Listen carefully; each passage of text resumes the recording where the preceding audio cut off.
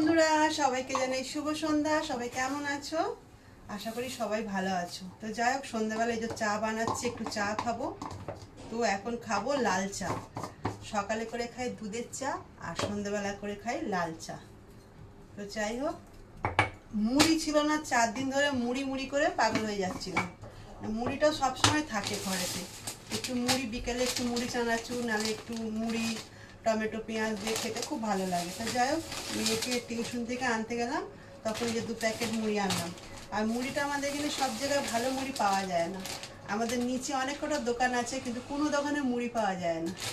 তো যাই হোক, মেয়ে যেদিক দিয়ে মানে পড়তে যায়, ওদিকে একটা দোকান আছে, খুব ভালো মুড়ি পাওয়া যায়। আর তার সঙ্গে যে নিয়ে এসেছি বোঁদের লাড্ডু, মেয়ের জন্য এনেছি ম্যাগি, আর তোমাদের দাদাভাই নিয়ে এসেছিলো বোঁদে। তো বোঁদে মুড়ি আর খাবো লাল চা।